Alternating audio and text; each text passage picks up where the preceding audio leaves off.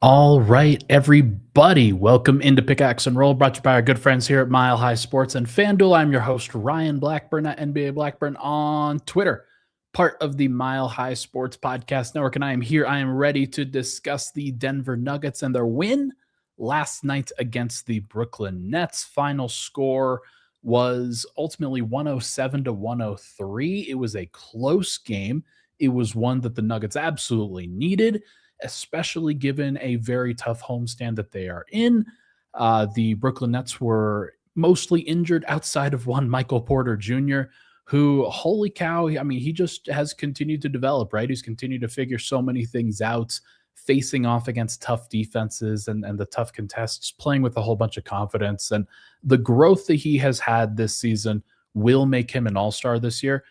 The growth that Jamal Murray has had this year will make him an all-star. And I think it was best for all parties. We'll talk about that in a little bit.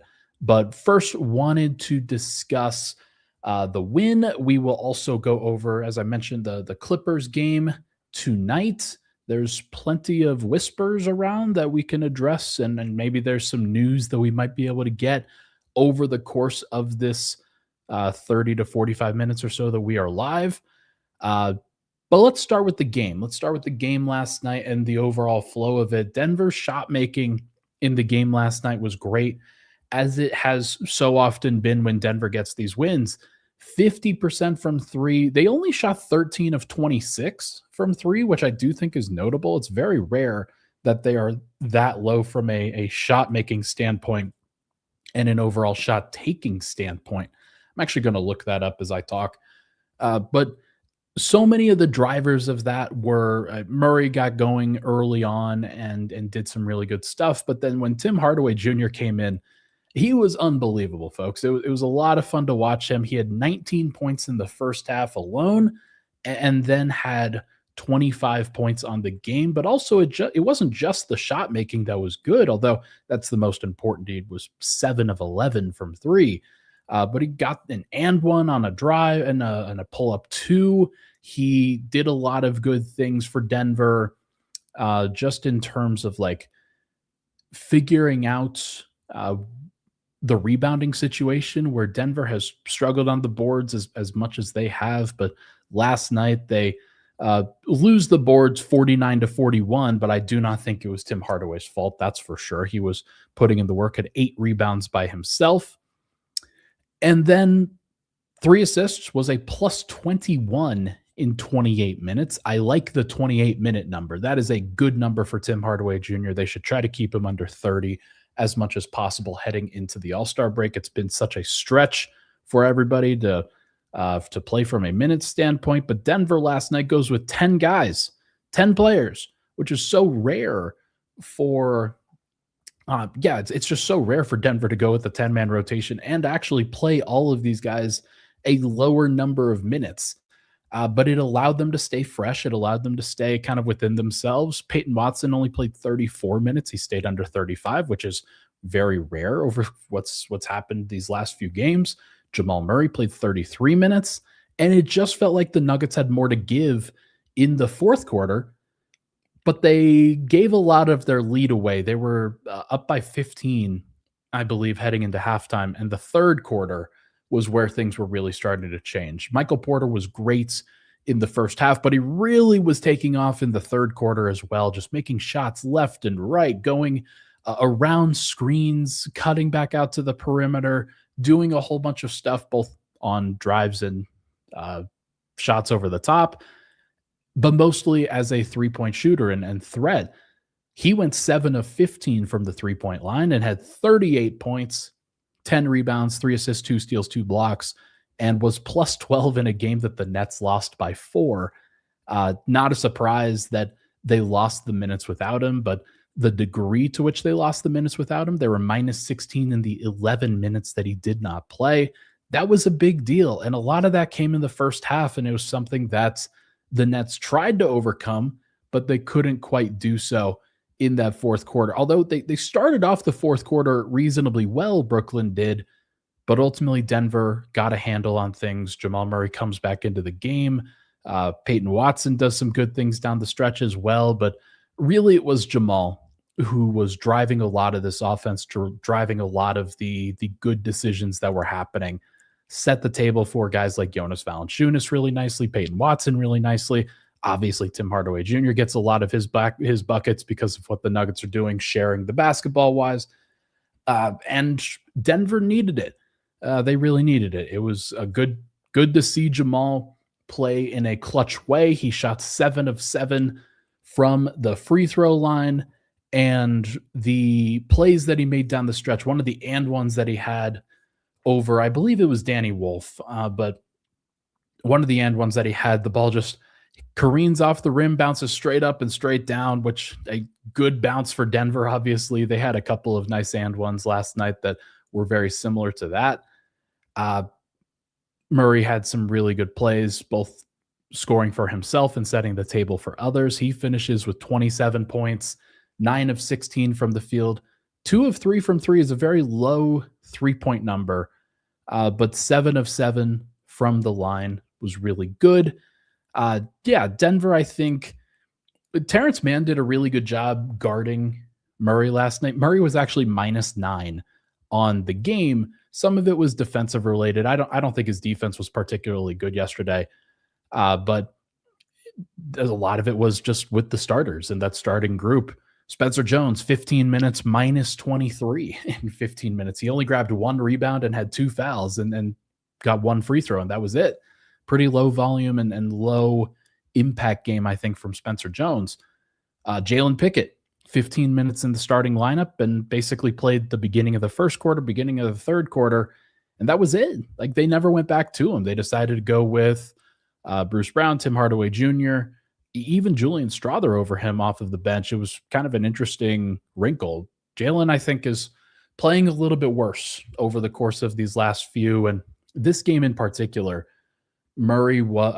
Pickett, just looked very shaky and undecided on what he was supposed to do, and just very tentative, trying to make the right decision, but a little bit of paralysis by analysis, in my opinion, in terms of, okay, there's certain things that you're trying to accomplish, but if you don't make the decision, then it slows down and bogs down everything. Even though Pickett, I mean, how many turnovers did he actually have? He had 0 turnovers. But you can't be productive. Like, there's just no way to be productive if you're not going to make a decision. So it's tough. It's definitely tough to see. So Denver's kind of, they're running on fumes a little bit with this group, and they're trying to figure it out. They got a really nice pickup last night from Tim Hardaway.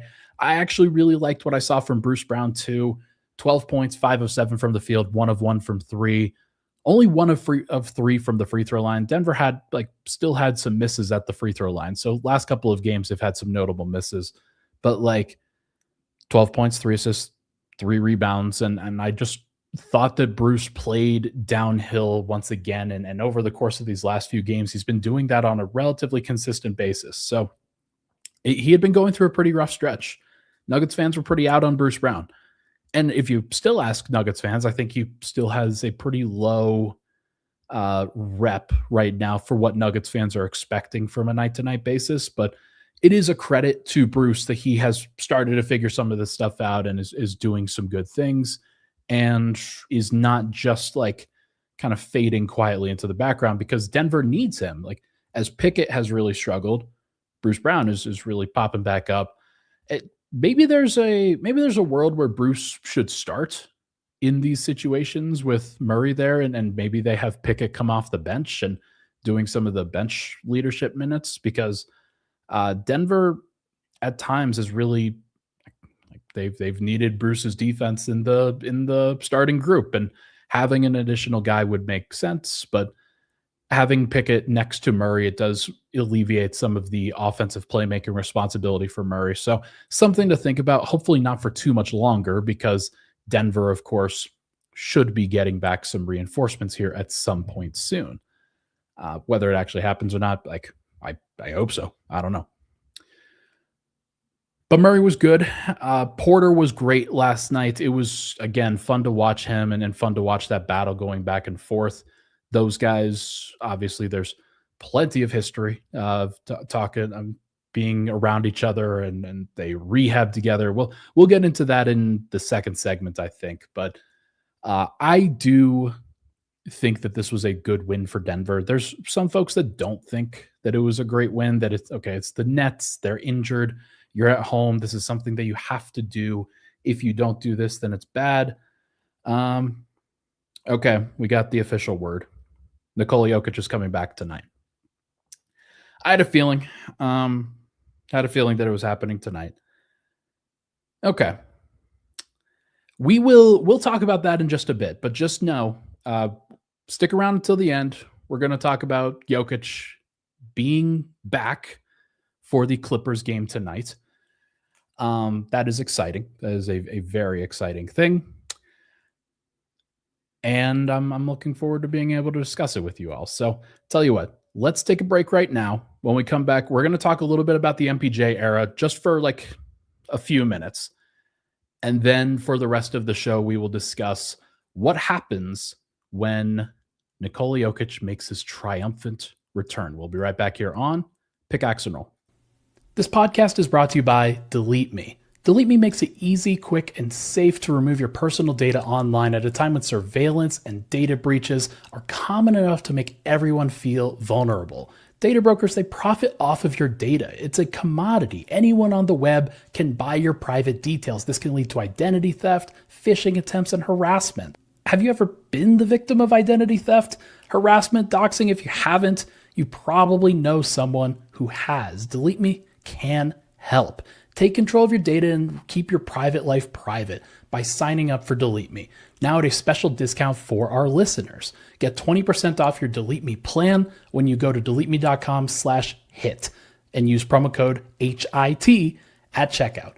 The only way to get 20% off is to go to joindeleteme.com/HIT and enter code HIT at checkout. That's joindeleteme.com/HIT, code HIT.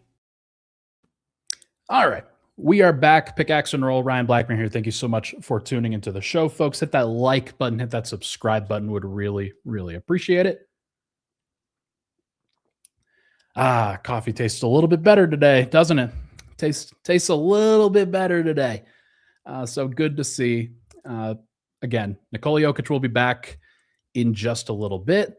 We will be discussing it over the course of these next few minutes. But before I get into that, I do want to talk about Michael Porter Jr. We'll let a couple more people pile in here because I know that this is about to increase in volume.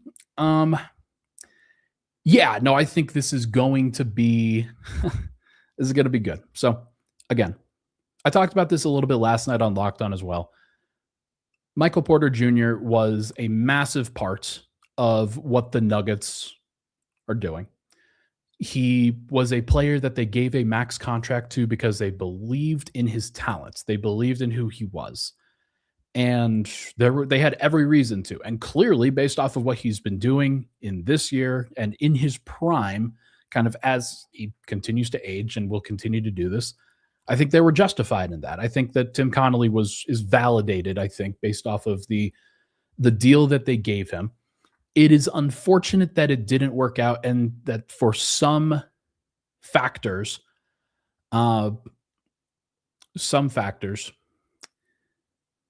he wasn't able to be like a long-term all the way till the end kind of piece for Denver. But I still think that they will. I don't know if they're going to end up retiring his number. I don't know if they're going to end up like Jokic's number is going to be retired. Murray's number is going to be retired. I think they'll try to retire Aaron Gordon's number, although him switching numbers makes this a little bit more complicated. But the Michael Porter Jr. number one is going to be really interesting to see whether anybody else wears that. He was a big part of the Nuggets winning a title. He was a massive part of it. And if he had not played at the level that he did in 2023, the Nuggets do not win a championship. I remember throughout that season, getting him and Murray back is huge. It was huge for that year. They added Bruce Brown. They added KCP. Jokic was amazing. Gordon was amazing. And it just felt like they were untouchable for much of that year. There were some questions. There were definitely some questions. Could they do it? They had never done it before. And questions that a team like Detroit is facing this year, actually. So if you want to draw a parallel. But Michael Porter has always sacrificed in Denver. There was no question about it. He was always somebody who was willing to, like, he fought against it at times, but he was always somebody that wanted to be out there for the Nuggets and doing what it took for the team to win. Now, what it took and what he could provide was scoring, was shooting, was spacing a lot of the time, was the physicality at his size. And he had to relearn how to be that level of physical player with the back surgeries that he had. And so the work that it took to put in order for him to be the best version of himself in Denver was a lot. And he's still putting in that work and still trying to be the best version of himself in Brooklyn. And I've just been very excited to see what he's been able to do in Brooklyn, because we all knew that there was this level of talent there. Now, there's only a certain number of points and a certain number of touches and a certain number of like opportunities that a team that has Jokic, Murray, and Porter can get. And for Porter to leave and for Denver to kind of shift things around, Jokic was always like, his touches were never going to change, and nor should they for anybody really. Murray's touches have increased and his ball control has increased, and he's put himself into a really good position where he's been successful and taken advantage of the fact that they're not trying to loop in Jokic or they're not trying to loop in Porter all the time. They're not trying to keep him involved, but like they were supposed to, and they should. That was a thing that they always had to balance and always had to try to figure out. It'll be very interesting to see where this continues to go. I hope that this isn't just a one-year blip for Porter. There's always a chance that he continues to struggle going forward, and it's something that he has to figure out from a health perspective going forward. That was always the fear with him. But for now, as he is in his prime, or as much of his prime as he can be, like, he's shown that an opportunity to be more aggressive, to take on more responsibility has been good for him. And there's like the Brooklyn Nets, whether they keep him, whether they trade him, like he can be a valuable piece for a team at a higher volume than he was for Denver before. The injuries got to be too much, and it's unfortunate, but 7 years, it's just very rare in today's NBA for Michael Porter and for like the third or fourth or fifth best player on a team to stay around for a team for 7 years. And that's what happened. So I'm glad that he was able to figure it out. We will see. Okay, I'm getting pressured. There's the comments are like, move on, Ryan. Come on, what are you doing? We've got some bigger news. Let's go. Okay, we will talk about Jokic. We're going to talk about it just here for a little bit, and then we'll do a full preview of the Clippers game in the third segment. Had a feeling that Jokic was ready. This was not like everybody was like, Ryan, what are you doing? What are you saying? And then Shams reported on, was it Monday? Was it Tuesday? They're going to take another week, that he's going to be reevaluated in a week. I looked at that report and was like, I don't know about that. Like, this is not what I expected. I thought that he was ready on the Detroit game. I thought that he would have been just fine for that.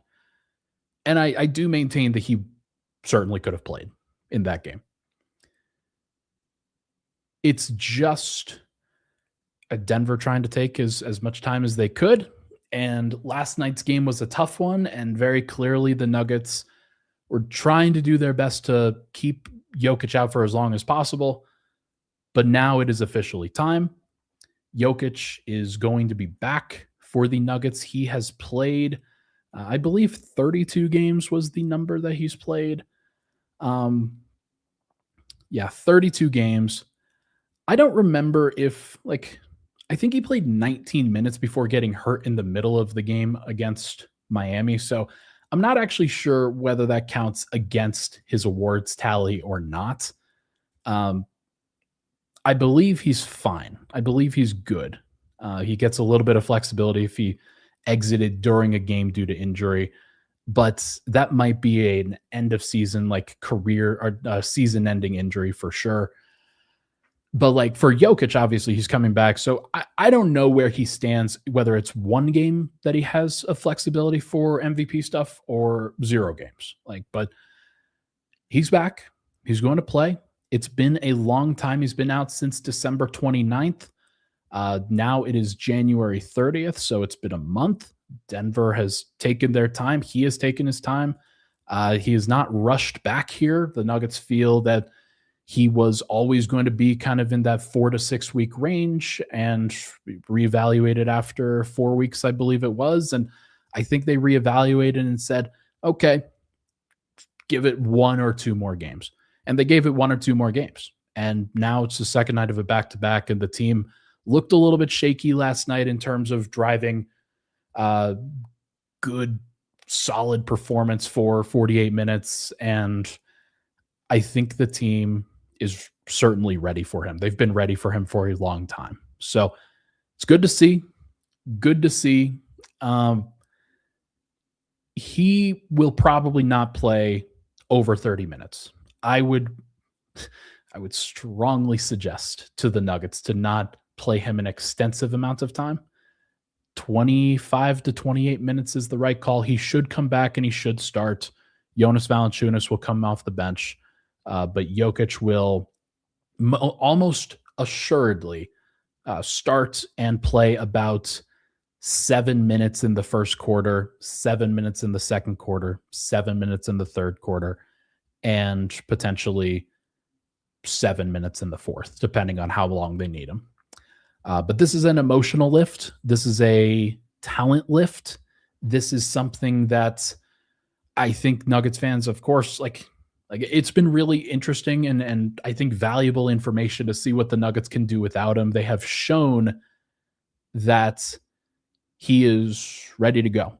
But for those that missed it, like just in case you're tuning in live and didn't see the news, Shams Charania reported just like 10 minutes ago that Nikola Jokic will be back tonight against the Los Angeles Clippers. So very exciting. Nuggets fans have been wanting this for a while, and I think the team and everybody's better off when Jokic plays. It's fun, it's exciting, and I think it gives Denver a floor that they haven't had for a while.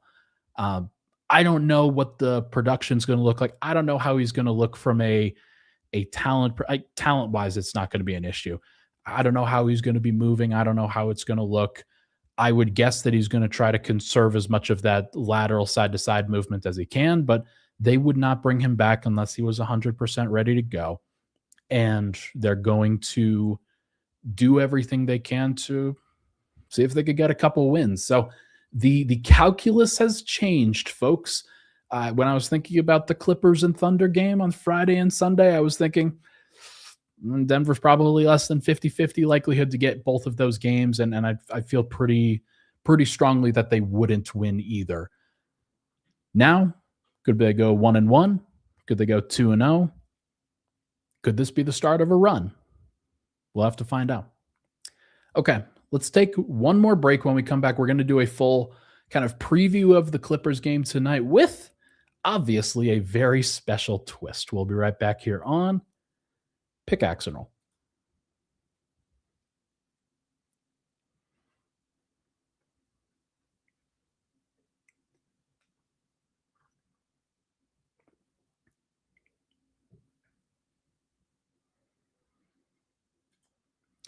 All right, we are back.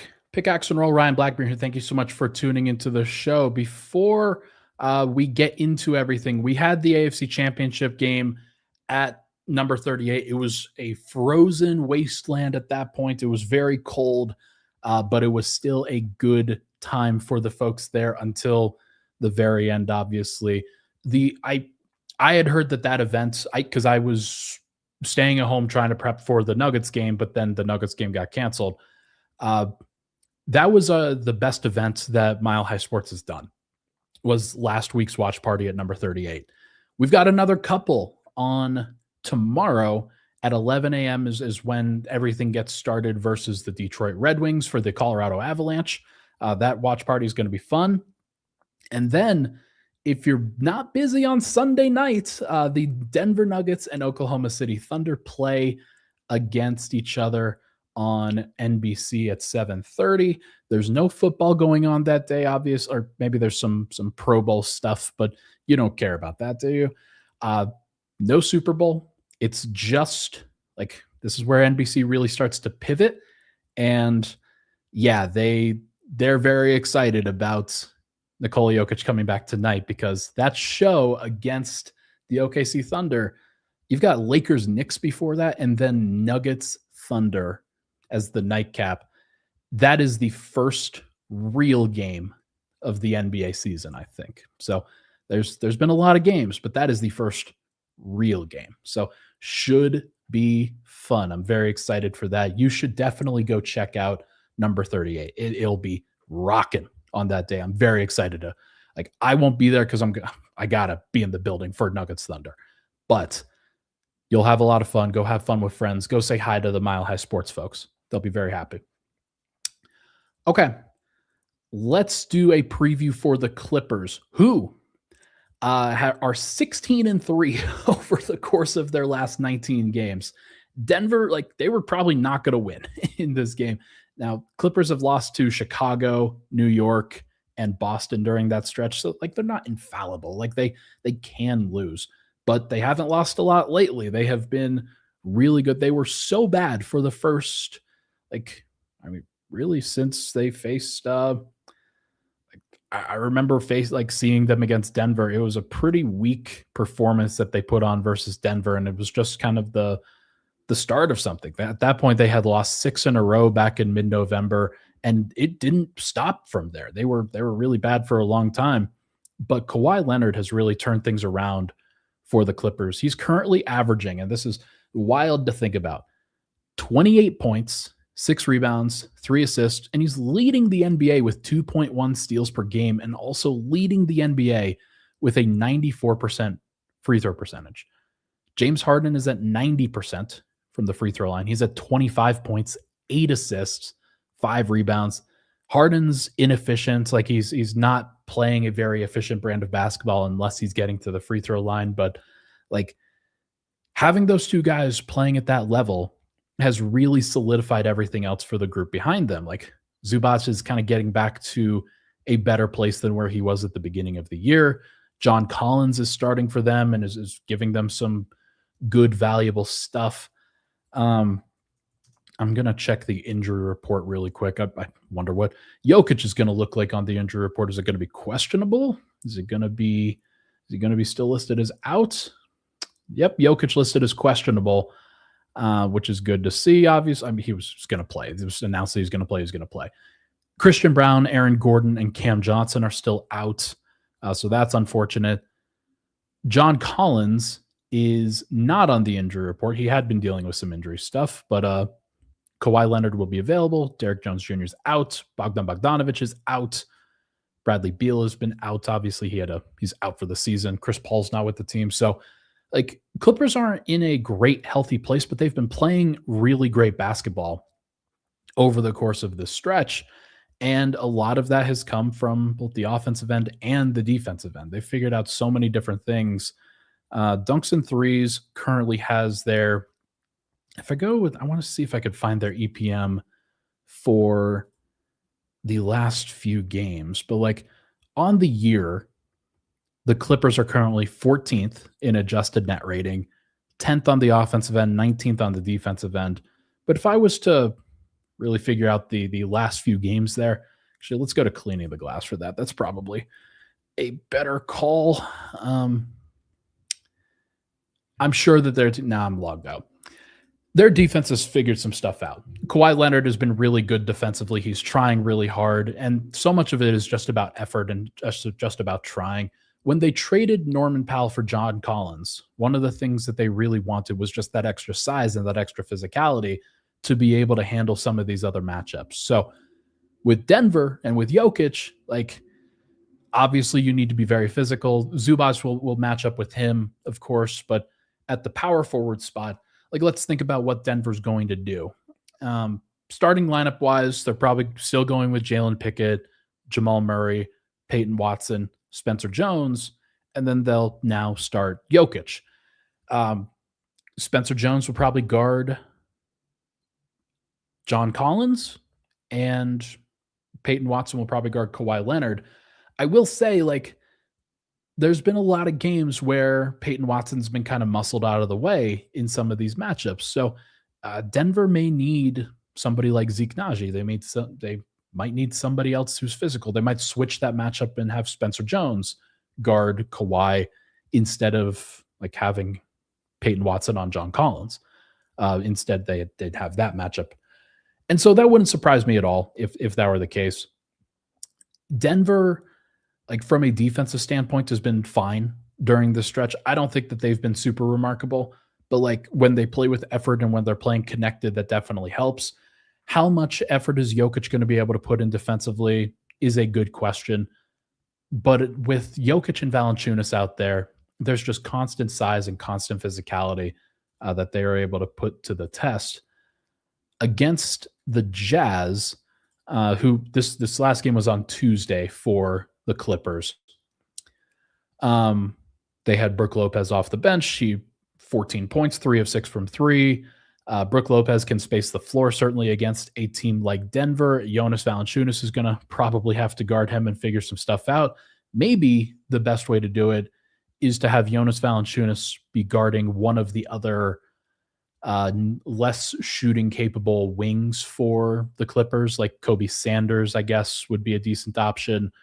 If they decide to play with a couple of bigs, then well, there's not really a great option. Kobe Brown, no, he won't really play. So yeah, they're probably going to have Jonas Valanciunas guard Brook Lopez. They'll probably go to some zone. Denver, I think in their starting lineup will probably go to some zone. I think that this is going to be a battle. This is going to be a tough one. Clippers are playing great basketball, though, so it would not surprise me at all if Denver still lost this game. But like, because Denver doesn't really have a great matchup for Kawhi in this one, because I'm not necessarily sure if like Spencer Jones might be pretty good in that matchup, but then it puts Peyton Watson to a pretty compromised situation. Maybe the actual goal here, would they put Peyton Watson on James Harden and have Spencer Jones on Kawhi, and then maybe start a little bit bigger and play like Jamal Murray on one of the guards and then keep Jalen Pickett on the bench? Maybe it's like Zeke Naji comes in and plays against John Collins. That would get super weird. I'm not sure if Denver actually has the size to be able to do that. I don't think they have the personnel to be able to do that. But like theoretical matchups, Spencer Jones on Kawhi makes sense. Peyton Watson on James Harden makes sense. Jamal Murray guarding the other guard on the Clippers. Who was it this last time?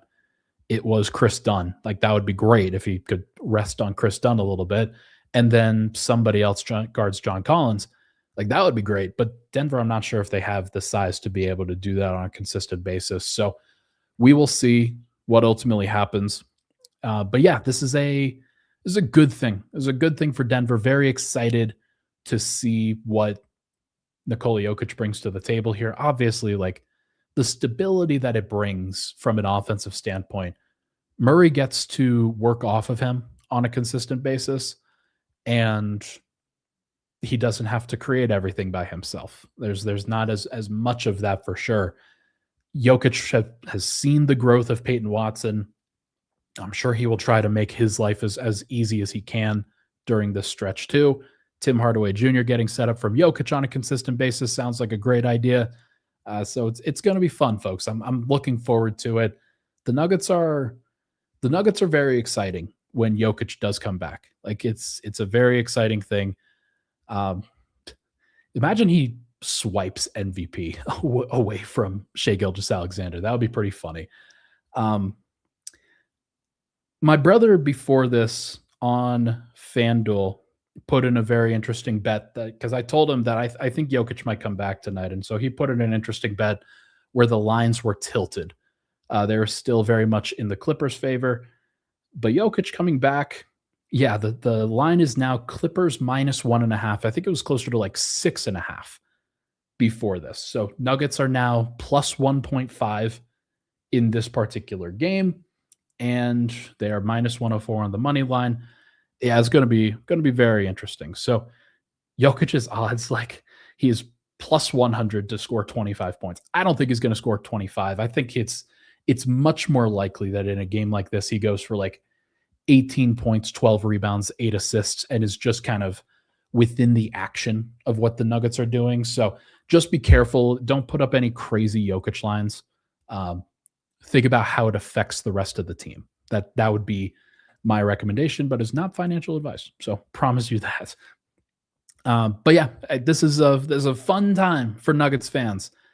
Denver's weathered the storm. Like you think like this is the really what the most valuable thing in all of this is that over the course of his absences, like ever since he went out against Miami, win, loss, loss, win, win, loss, win, win, win, win, loss, loss, win, win, loss, win. That's really impressive, man. Like it just is very, very impressive. Um, the Nuggets overall went 10-6 when Jokic was out. If you had told me before that they went 10-6, I wouldn't have believed you.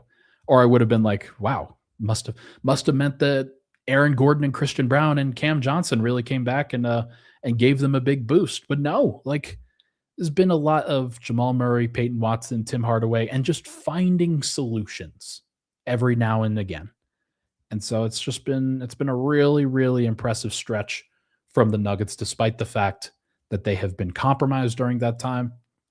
Denver has, count them, 1, 2, 3, 4, 5, 6, 7 games until the All-Star break.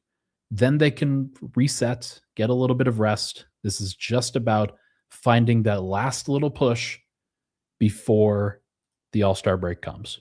So we'll see what happens. But for now, folks, that is going to do it for this episode of Pickaxe and Roll, brought to you by our good friends here at Mile High Sports and FanDuel. Thank you so much for tuning into the show. Make sure to check out the watch parties tomorrow and Sunday.